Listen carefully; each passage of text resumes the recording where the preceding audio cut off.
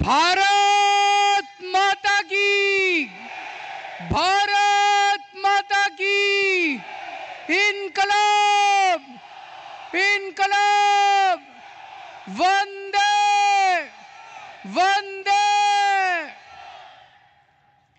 मंच पे मौजूद कांग्रेस के अध्यक्ष खड़गे साहब, असली शिवसेना के अध्यक्ष उद्धव ठाकरे जी,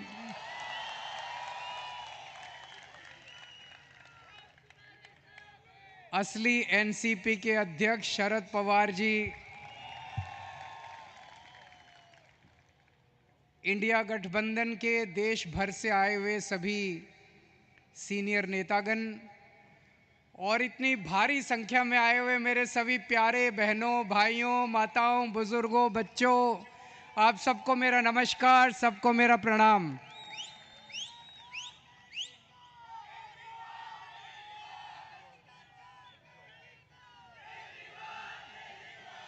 दोस्तों, आज आप लोगों के बीच में आके मुझे बहुत अच्छा लग रहा है। सीधे जेल से आ रहा हूं आप लोगों के बीच में।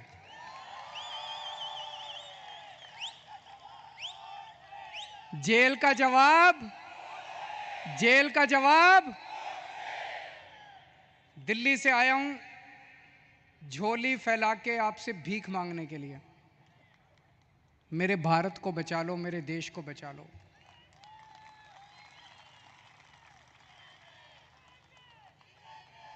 हमारे देश को प्रधानमंत्री जी तानाशाही की तरफ ले जा रहे हैं। हमारे देश को बाबा साहब अंबेडकर ने एक शानदार संविधान दिया था, जनतंत्र का। जनता चुनेगी, वोट करेगी, लोग चुने जाएंगे, वो शासन करेंगे। जिनको जनता चुनेगी वो शासन करेंगे। जनता के मुताबिक काम किए। अब धीरे धीरे धीरे धीरे प्रधानमंत्री जी ये शासन, ये जनतंत्र खत्म करना चाहते हैं। मेरा उदाहरण लीजिए, दिल्ली में हमें 2015 में दिल्ली में 70 सीट हैं, विधानसभा में 70 सीट हैं। 70 में से 67 सीट, 67 सीट आम आदमी पार्टी को मिली थी। 5 साल बाद चुनाव हुए 2020 में, और 2015 में 67 सीट आम आदमी पार्टी को, 3 सीट बीजेपी को। 2020 में 70 में से 62 सीट आम आदमी पार्टी को, 8 सीट बीजेपी को। तो मोदी जी ने देखा कि दिल्ली में आम आदमी पार्टी को हरा नहीं सकते, तो मोदी जी ने एक षड्यंत्र रचा, एक फर्जी केस बनाया।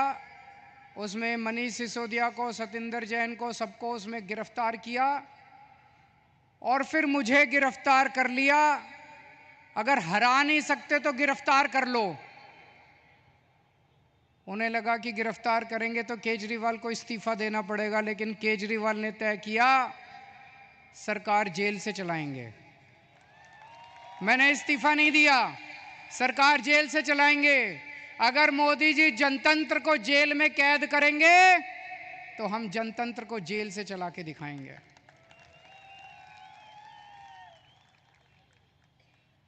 मैं एक बहुत छोटा सा आदमी हूं। हमारी एक छोटी सी पार्टी है, 2 राज्यों में है, पंजाब में, दिल्ली में। मैं सोच रहा था मोदी जी ने मुझे गिरफ्तार क्यों किया। मेरे जैसे छोटे से, वो तो इतने बड़े आदमी हैं, इतना उनके पास साधन है, तमाम उनके पास रिसोर्सेज हैं, मुझे क्यों गिरफ्तार किया। मुझे गिरफ्तार किया क्योंकि दिल्ली के गरीब बच्चों के लिए मैंने अच्छी शिक्षा का इंतजाम किया। दिल्ली के गरीब बच्चों के लिए मैंने अच्छे सरकारी स्कूल बनाए, शानदार सरकारी स्कूल बनाए। मोदी जी नहीं चाहते कि गरीब बच्चों के लिए अच्छे स्कूल बनाए जाएं, वो इस काम को रोकना चाहते हैं, इसलिए उन्होंने मुझे गिरफ्तार किया। मैंने मान लो 500 स्कूल बनाए, मोदी जी, आपका बड़प्पन तो तब था आप 5,000 स्कूल बनाते। आप तो इतने बड़े आदमी हो, आप 5,000 स्कूल बनाते तब आपका बड़प्पन था। आपने केजरीवाल को गिरफ्तार करके स्कूलों का काम रोक दिया दिल्ली के अंदर। मुझे गिरफ्तार इसलिए किया क्योंकि दिल्ली में मैंने इतने सारे मोहल्ला क्लिनिक, गली गली में मोहल्ला क्लिनिक, अस्पताल बनाए शानदार, सबका इलाज मुफ्त कर दिया, दवाइयां, टेस्ट, सब कुछ मुफ्त कर दिया 2.5 करोड़ दिल्ली के लोगों के लिए। मोदी जी ये काम रोकना चाहते हैं, इसलिए मुझे गिरफ्तार किया। और विडंबना देखिए, दिल्ली के लोगों के लिए मैंने सारी दवाइयां मुफ्त कर दी, लेकिन जब मैं तिहाड़ जेल में गया 15 दिन तक मेरी दवाइयां बंद करवा दी मोदी जी ने तिहाड़ जेल के अंदर।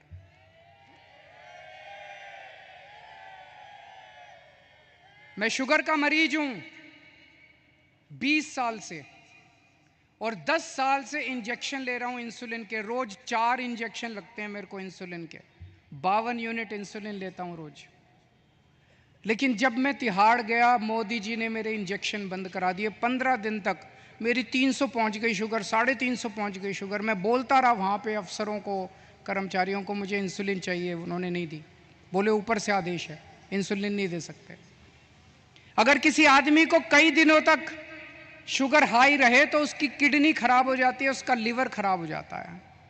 मुझे नहीं पता ये क्या करना चाहते थे मेरे साथ, लेकिन इतिहास गवाह है, ऐसे बहुत सारे किस्से हुए हैं जब विरोधियों को और विपक्षी पार्टी के लोगों को जेल में डाल के उनके शरीर को खराब कर दिया गया। मुझे गिरफ्तार इसलिए किया गया क्योंकि दिल्ली के सभी लोगों की मैंने बिजली मुफ्त कर दी। दिल्ली में लोगों का बिजली का बिल 0 आता है। मैं मोदी जी को कहना चाहता हूं कि आपकी बड़प्पन तो तब होता जब आप पूरे देश के लोगों की बिजली मुफ्त कर देते। आपने दिल्ली के लोगों की बिजली आप रोकना चाहते हो, इसलिए आपने मुझे गिरफ्तार किया। अब दोस्तों, ये लोग कह रहे हैं कि मुझे 2 तारीख को दोबारा जेल जाना है। मैं जेल जाऊंगा कि नहीं जाऊंगा, ये आपके हाथ में है। अगर आपने इंडिया गठबंधन को जिता दिया, अगर आपने इंडिया गठबंधन की सरकार बना दी, तो मुझे जेल जाने की जरूरत नहीं पड़ेगी। और अगर आपने कमल का बटन दबाया तो मुझे दोबारा जेल जाना पड़ेगा। तो जो लोग मुझे जेल भेजना चाहते हैं, कमल दबा देना, और जो मुझे आज़ाद देखना चाहते हैं, इंडिया गठबंधन को जिता देना। जब आप बटन दबाने जाओ तो इस बार बटन केजरीवाल को जेल भेजने या केजरीवाल को आज़ाद करने के लिए दबाना।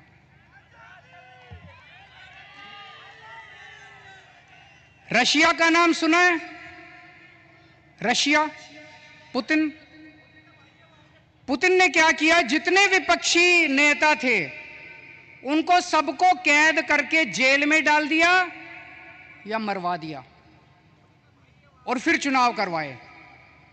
87% वोट मिल गए, 87%। जब विपक्षी नहीं होगा, लड़ने वाले नहीं होंगे, सारे वोट आप ही को मिलेंगे। बांग्लादेश में भी अभी ऐसा हुआ, उसने सारे विपक्षी नेताओं को जेल में डाल दिया और शेख हसीना जीत गई।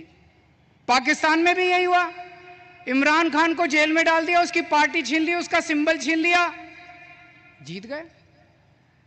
अब मोदी जी भी हमारे देश को पाकिस्तान और बांग्लादेश बनाना चाहते हैं। इंडिया गठबंधन भारत देश को दुनिया का नंबर 1 देश बनाना चाहता है। मोदी जी भारत को बांग्लादेश और पाकिस्तान बनाना चाहते हैं। तय आपको करना है कि आप भारत को किस तरफ ले जाना चाहते हो, बांग्लादेश और पाकिस्तान की तरफ, या दुनिया का नंबर 1 देश बनाना है।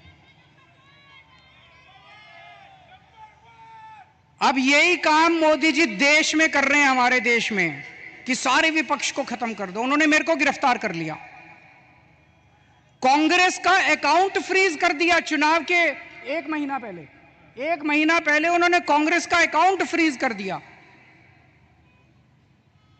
अब हमारा अकाउंट फ्रीज करने जा रहे हैं। सुप्रीम कोर्ट के अंदर इनके वकील ने बोला है कि आम आदमी पार्टी का अकाउंट फ्रीज करेंगे। शिवसेना के उन्होंने 2 टुकड़े कर दिए। शिवसेना के 2 टुकड़े कर दिए, एनसीपी के 2 टुकड़े कर दिए, स्टालिन के कई मंत्रियों को गिरफ्तार कर लिया, ममता दीदी के कई मंत्रियों को गिरफ्तार कर लिया। सारे विपक्ष को तहस नहस करने के बाद मोदी जी कहते हैं आओ चुनाव लड़ते हैं। ये तो कायर लोग कहते हैं ऐसे। अरे मोदी जी दम में तो आंख में आंख डाल के छाती चौड़ी करके चुनाव की तरह लड़ो ना। सबके अकाउंट फ्रीज कर दिया, सबको जेल में डाल दिया। इस वक्त मोदी जी एक बड़े खतरनाक मिशन पे काम कर रहे हैं। बहुत खतरनाक मिशन है, आपको पता नहीं, अंडरग्राउंड चल रहा है। उस मिशन का नाम है वन नेशन वन लीडर। इस देश में वो चाहते हैं मोदी जी एक ही नेता होना चाहिए। उसके लिए वो 2 लेवल पे काम कर रहे हैं। एक लेवल, जितने विपक्ष के नेता हैं एक एक करके सबको जेल में डाल रहे हैं। कईयों को डाल दिया, और अगर वो जीत गए, भगवान ना करे वो जीते, अगर वो जीत गए, मैं आपको चैलेंज करता हूं अगले चुनाव तक ठाकरे साहब भी जेल में होंगे, खड़गे साहब भी जेल में होंगे, राहुल गांधी भी जेल में होंगे, प्रियंका भी जेल में होगी, केजरीवाल तो है ही जेल में, शरद पवार साहब भी जेल में होंगे, ममता जी भी जेल में होंगी, स्टालिन भी जेल में होंगे, पिनराई विजयन भी जेल में होंगे।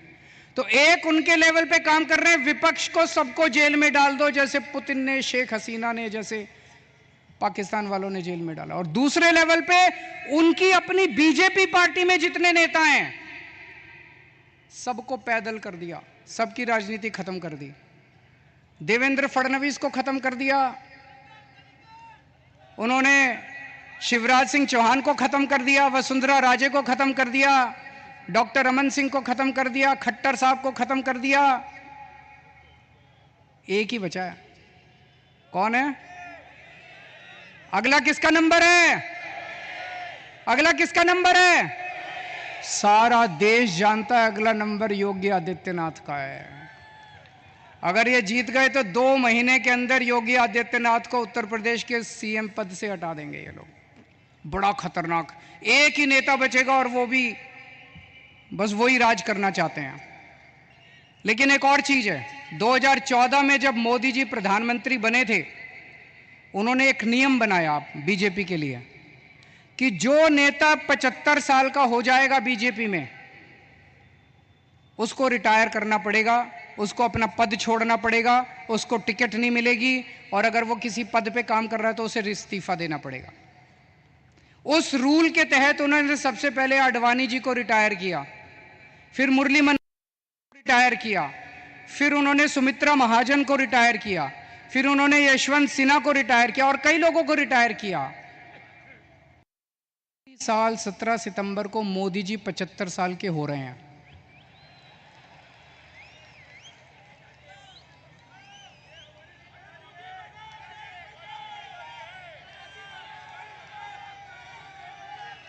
और मोदी जी ने तय किया है वो अपने बाद अमित शाह को प्रधानमंत्री बनाएंगे।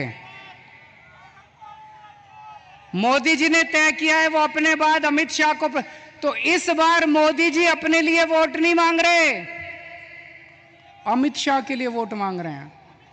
अमित शाह को प्रधानमंत्री बनाने के लिए वोट मांग रहे हैं।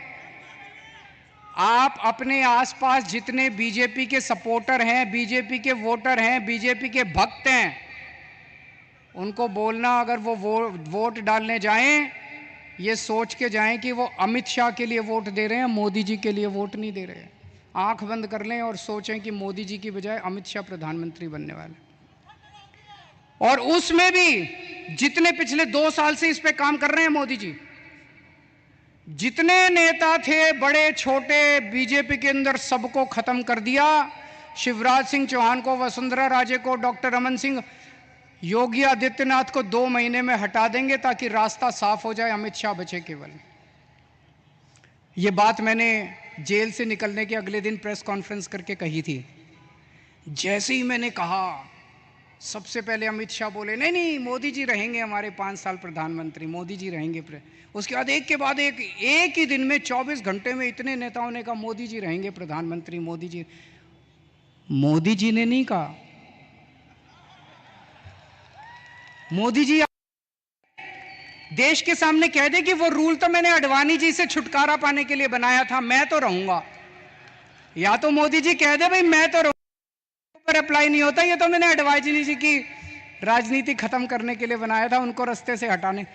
लेकिन अभी तक मोदी जी नहीं बोले, इसका मतलब मोदी जी रिटायर करेंगे और यूपी के मुख्यमंत्री को हटाया जाएगा।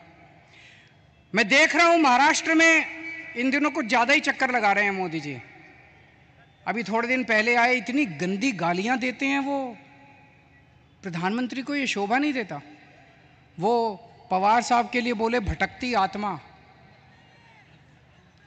ये शोभा देता है प्रधानमंत्री जैसे व्यक्ति को? शरद पवार जी की, इतने सीनियर नेता हैं देश के, आपकी उनसे वैचारिक भिन्नता हो सकती है, अलग अलग पार्टी में हो सकते हैं, लेकिन थोड़ी सी इज्जत तो रखिए। 84 साल की उम्र है शरद पवार जी की, मोदी जी की 74 साल की उम्र है, 10 साल बड़े हैं उनसे, और उनको कहते हैं भटकती आत्मा। ये तो सड़क छाप बात है। वो उद्धव ठाकरे जी को कहते हैं, क्या बोले उद्धव ठाकरे जी को? नकली संतान। उद्धव ठाकरे जी को कहते हैं नकली संतान। ये कोई भाषा है प्रधानमंत्री की? इस तरह से बोलते हैं प्रधानमंत्री? ये शरद पवार की बेइज्जती नहीं है, ये उद्धव ठाकरे की बेइज्जती नहीं है, ये महाराष्ट्र के एक एक व्यक्ति की बेइज्जती है। इस बार जब वोट डालने जाओ तो ऐसा बटन दबाना कि महाराष्ट्र की इज्जत ऊंची हो और महाराष्ट्र की बेइज्जती का बदला लिया जाए। दोस्त,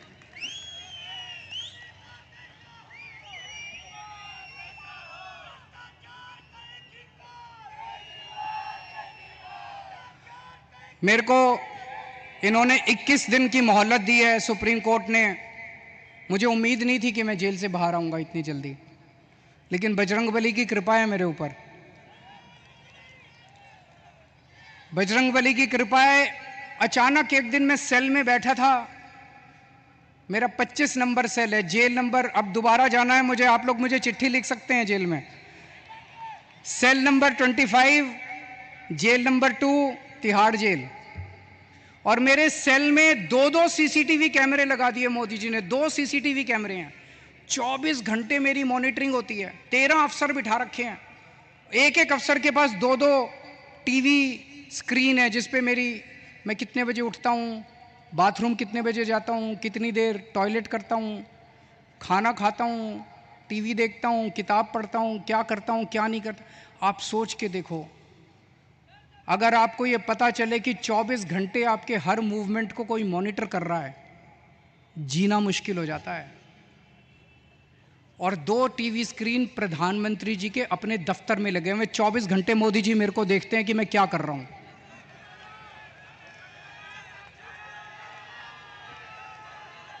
तो एक दिन मैं टीवी देख रहा था, अचानक मुझे पता चला कि सुप्रीम कोर्ट ने मेरे को बेल दे दी। मैं 21 दिन के लिए बाहर आ गया, मुझे बहुत खुशी हुई, उसी वजह से आज आप लोगों के बीच में आने का मौका मिला। लेकिन मैंने भी ठान लिया है, ये 21 दिन का एक एक सेकंड, एक एक क्षण, एक एक पल मैं देश को बचाने के लिए गुजारूंगा। 24 घंटे काम कर रहा हूं। कल सवेरे लखनऊ गया था, फिर पंजाब गया, आज सवेरे पंजाब में था, आज मैं अभी बॉम्बे आया हूं, अभी भिवंडी गया था, भिवंडी से बॉम्बे आया हूं, अब रात को दिल्ली निकलूंगा, उसके बाद झारखंड जाना है कल या परसों में। पूरे देश में घूम के मेरा एक ही लक्ष्य है, किस तरह से अपनी भारत माता को बचाना है, देश को बचाना है, तानाशाही से बचाना है। दोस्तों, मैं तो आज आपको एक ही चीज बोल के जाऊंगा, जैसा मैंने कहा, अगर इनकी सरकार आ गई तो ये ठाकरे साहब को भी, शरद पवार जी को भी, सबको जेल में डाल देंगे। तो जो करे उद्धव ठाकरे से प्यार, उसे करना होगा मोदी को इंकार। जो करे शरद पवार को प्यार, उसे करना होगा मोदी को इंकार। और अंत में मैं कहना चाहता हूं, इंडिया गठबंधन के यहां पे 3 पार्टनर्स हैं, शिवसेना, एनसीपी और कांग्रेस। मैंने एक वीडियो देखा, मैं बड़ा चिंतित हो गया वो वीडियो देख के सोशल मीडिया पे। एक व्यक्ति ने वोट दे के बाहर निकला, उससे मीडिया वाले ने पूछा किसको वोट दिया? बोला शरद पवार को। बोला कौन से निशान पे? बोला घड़ी के निशान पे। अभी बहुत कन्फ्यूजन है लोगों में। इस कन्फ्यूजन को दूर करना बहुत ज़रूरी है।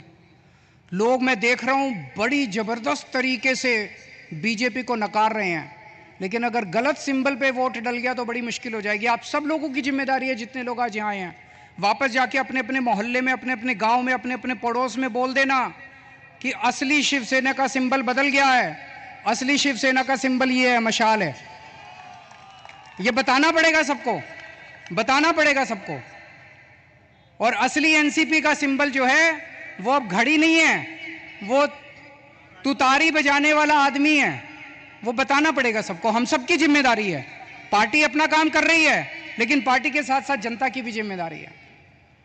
और लास्ट में एक ही चीज कहूंगा, 4 तारीख को जब नतीजे आएंगे, मैं तब तक जेल जा चुका हूंगा, जेल से नतीजे देख रहा हूंगा। पिछली बार 48 में से 42 सीट एनडीए की आई थी, इस बार 48 में से 42 सीट इंडिया गठबंधन की आनी चाहिए। अगर 48 में से 42 सीट इंडिया गठबंधन की आई तो मुझे जेल के अंदर बड़ा सुकून मिलेगा। आप सब लोगों ने, इंडिया गठबंधन के सभी नेताओं ने, ठाकरे साहब ने, पवार साहब ने, खड़गे साहब ने आज मुझे यहाँ आमंत्रित किया, बोलने का मौका दिया, बहुत बहुत शुक्रिया। और इतने प्यार से आप सब लोगों ने सुना। आप लोग खुश रहें, स्वस्थ रखें, भगवान आपका खूब खुशियां दे। भारत माता की।